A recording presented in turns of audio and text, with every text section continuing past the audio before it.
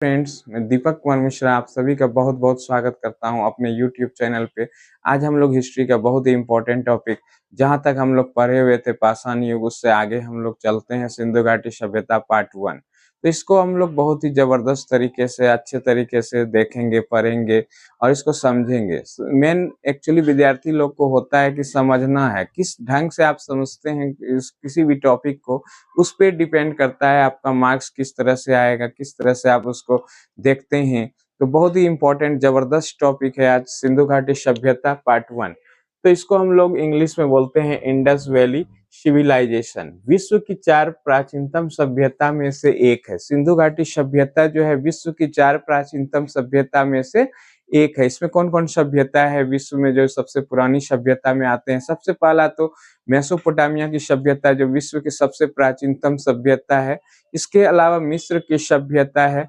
उसके अलावा जो है आपका चीन की सभ्यता है। भारत की सभ्यता में सबसे पुरानी कौन-सी है?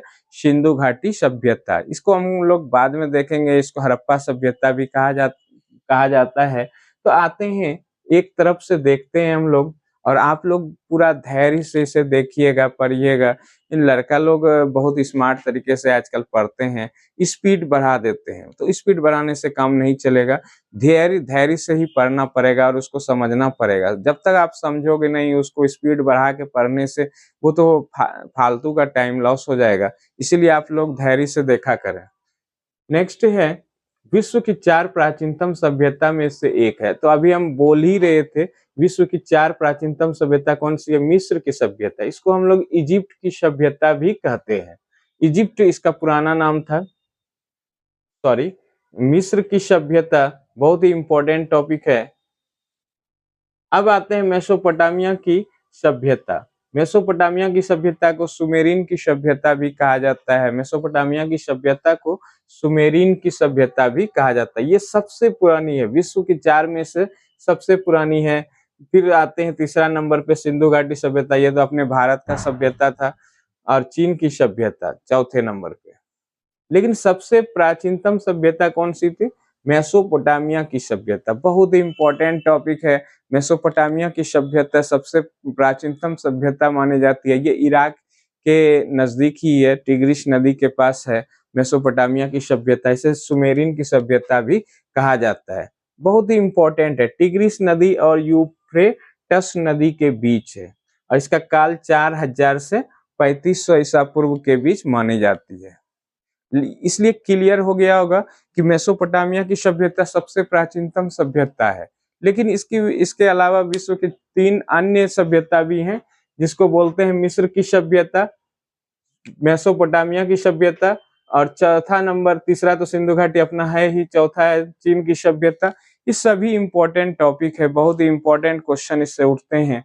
अब नेक्स्ट चलते हैं, ये सबसे प्राचीनतम सभ्यता है मेसोपोटामिया की सभ्यता। ये टिग्रिस नदी के पास ही बगदाद भी है और यहाँ पे यूफ्रेटस नदी के बीच है, यानी टिग्रिस नदी और यूफ्रेटस नदी के बीच ये मेसोपोटामिया की सभ्यता पाई जाती है। क्लियर है?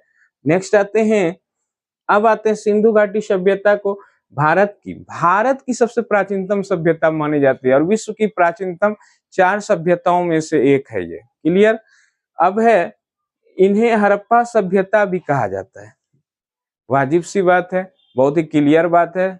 सिंधु घाटी सभ्यता को हड़प्पा सभ्यता भी कहा जाएगा क्योंकि सिंधु घाटी सभ्यता में सबसे पहला जो खोज हुआ था वो हड़प्पा स्थल का हुआ था। इसी कारण से, उसी के नाम से ये हड़प्पा सभ्यता होने लगा। इसका नाम पड़ गया हड़प्पा सभ्यता। बहुत ही इंपॉर्टेंट है। इन्हें सिंधु सरस्वती सभ्यता भी कहा जाता है, यानी कि सिंधु घाटी सभ्यता के, हड़प्पा सभ्यता के नाम के अलावा सिंधु जो है सरस्वती सभ्यता भी कहते हैं, क्योंकि अधिकतर जो खोज हो रहा था उस टाइम वो सरस्वती और सिंधु नदी के पास हो रहा था। सिंधु और सरस्वती नदी के पास हो रहा था, इसीलिए इसे सिंधु सरस्वती सभ्यता भी कहते हैं। इनका आकार विश्व में सबसे बड़ा है। अगर हम लोग सभ्यता में बोलें तो ये विश्व में सबसे बड़े आकार के दृष्टि से सबसे प्राचीनतम सभ्यता में से 4 में से तो है ही, लेकिन अगर आकार के दृष्टि से बोले तो ये विश्व में सबसे बड़ी सभ्यता है, सिंधु घाटी सभ्यता। क्लियर है? इनका आकार जो है त्रिभुजाकार होता है। इसका आकार कैसा होगा? त्रिभुजाकार है, देखते हैं इस टाइप का आकार, इसका आकार जो है त्रिभुजाकार होता है, क्लियर है। तो ये आकार होता है त्रिभुज के आकार का। अब है इसका विश्व की सबसे बड़ी सभ्यता है ये आकार के दृष्टि में। अब आते हैं सिंधु घाटी सभ्यता को आदि ऐतिहासिक काल के अंतर्गत रखा गया है। बहुत ही क्लियर, शुरुआत में ही बोल चुके हैं, इसे आदि ऐतिहासिक सभ्यता भी कहा जाता है क्योंकि इसका लिखित प्रमाण है लेकिन इसे पढ़ा जा नहीं सका है, क्लियर है, इसीलिए आदि बोलते हैं। आदि ऐतिहासिक काल के अंतर्गत रखा गया है। सब एकदम इंपॉर्टेंट सब टॉपिक है। सिंधु घाटी सभ्यता बहुत ही इंपॉर्टेंट क्वेश्चन इससे आता है, बहुत ही जबरदस्त टॉपिक। सिंधु घाटी सभ्यता को कांस्य युगीन, क्योंकि इसमें कांसा का प्रथा चलना शुरू हो गया था, कांसा का प्रचलन शुरुआत हो गया था, लेकिन इस समय लोहे का ज्ञान किसी को नहीं था, लोहा का ज्ञान किसी को नहीं था, ये बाद में आएंगे वैदिक सभ्यता वाले में।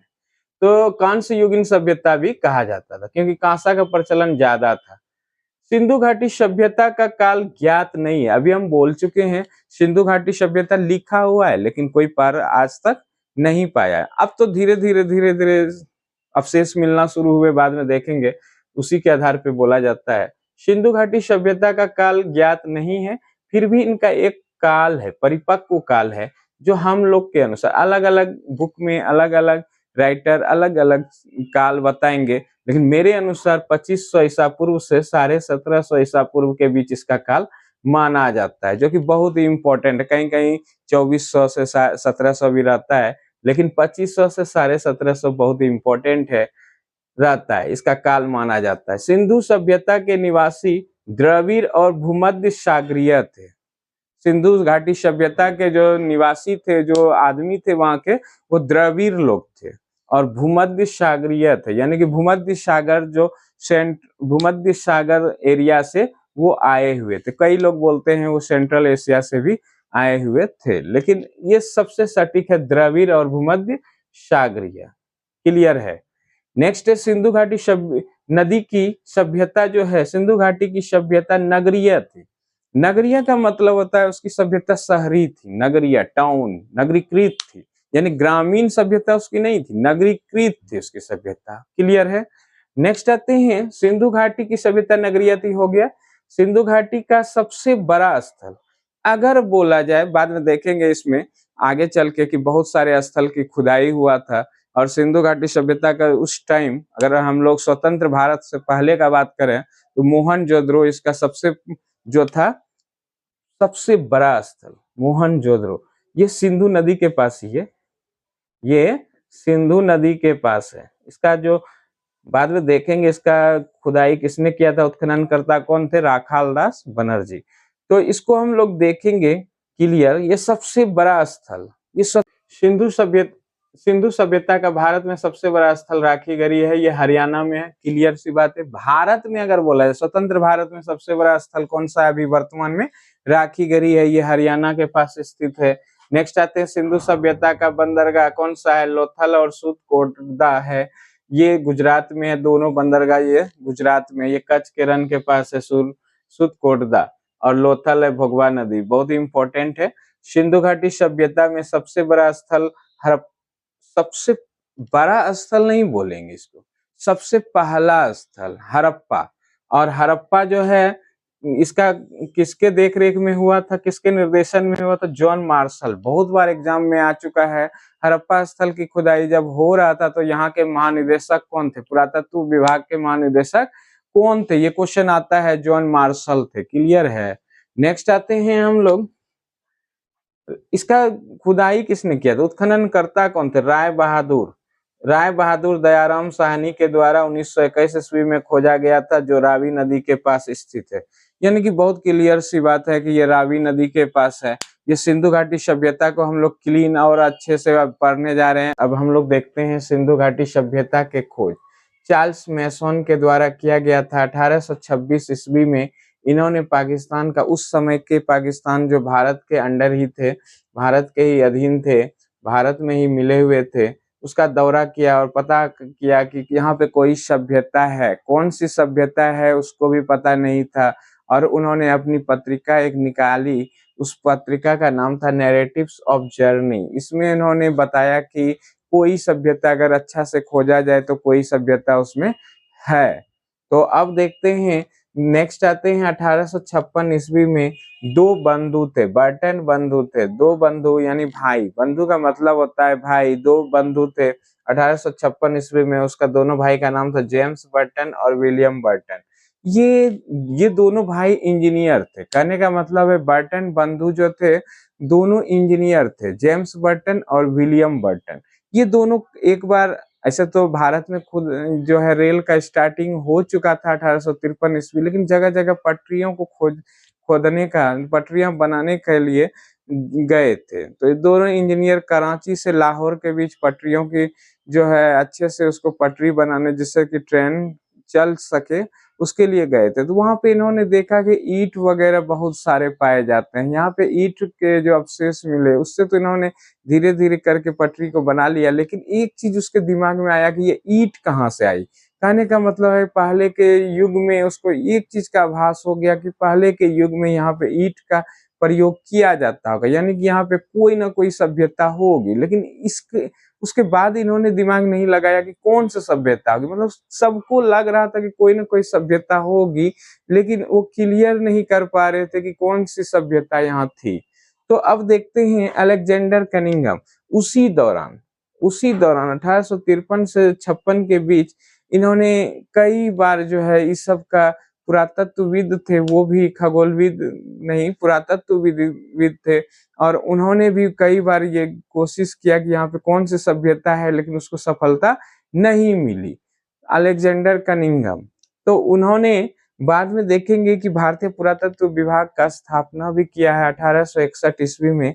लेकिन सबसे जो इम्पोर्टेंट है सर जॉन मार्शल, इसको तो महानिदेशक तो पहले ही बन चुके थे 1905 ईस्वी में ही, लेकिन 1921 ईस्वी में भारतीय पुरातत्व विभाग के महानिदेशक रहते हुए पहली बार दो भारतीय व्यक्ति, इन्हीं के देखरेख में दो भारतीय व्यक्ति 1921 में, राय बहादुर, दयाराम साहनी। पहला व्यक्ति थे राय बहादुर, पूरा नाम था, ऐसे दयाराम साहनी लिखा रहता है किताब सब में, लेकिन पूरा नाम है राय बहादुर दयाराम साहनी ने हड़प्पा स्थल, सबसे पहला स्थल की खुदाई कौन सा हुआ, हड़प्पा स्थल। ये किस नदी के किनारे है, तो रावी नदी, यहाँ पे है, रावी नदी के किनारे स्थित है। और दूसरा जो स्थल का खुदाई हुआ 1922 ईस्वी में, वो मोहनजोदड़ो स्थल की खुदाई हुआ, वो सिंधु घाटी, मतलब सॉरी सिंधु नदी के किनारे। तो मोहनजोदड़ो की खुदाई हुआ था 1922 ईस्वी में राखाल दास बनर्जी के द्वारा। आर.डी. बनर्जी भी इसे हम लोग कहते हैं, राखाल दास बनर्जी।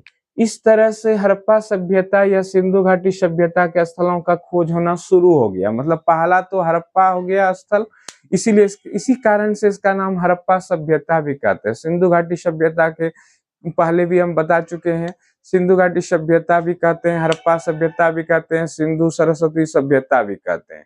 तो ये तीनों चीज इसी का नाम है, तीनों सभ्यता इसी को कहा जाता है। सिंधु घाटी सभ्यता के स्थलों की खोज होना शुरू कर दिया गया था।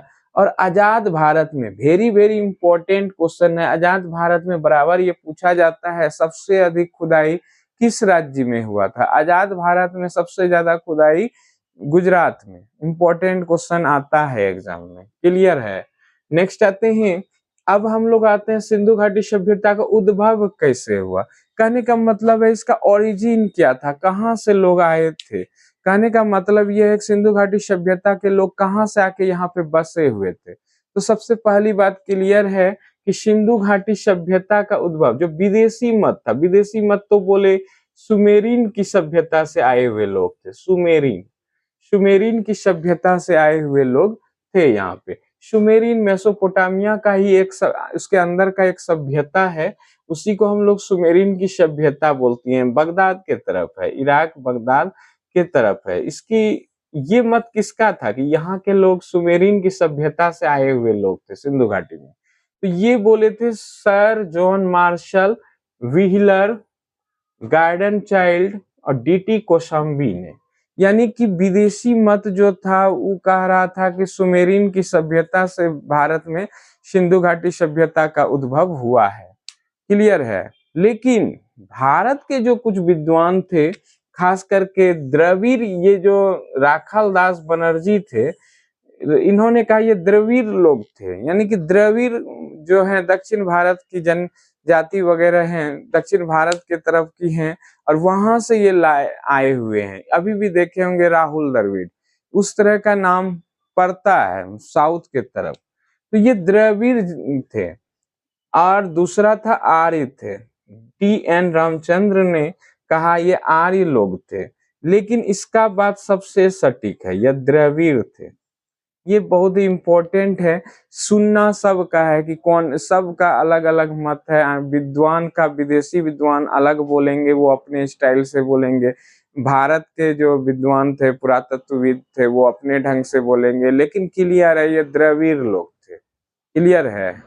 इसकी जो विशेषता, अब हम लोग सिंधु घाटी सभ्यता की विशेषता देखते हैं। पहला विशेषता ये है कि ये आदि ऐतिहासिक सभ्यता थी, यानी लिखा गया है लेकिन इसे पढ़ा नहीं जा सका है, तो ये आदि ऐतिहासिक। दूसरा है कांस्य युगीन सभ्यता थी, बहुत ही इंपॉर्टेंट है कांस्य युगीन, क्योंकि इस सभ्यता में कांसा का प्रयोग बहुत ज्यादा हो रहा था, और लेकिन अभी तक इस सभ्यता में लोहे का ज्ञान किसी को नहीं है, इसीलिए ये सभ्यता थोड़ा सा पिछड़ा हुआ है।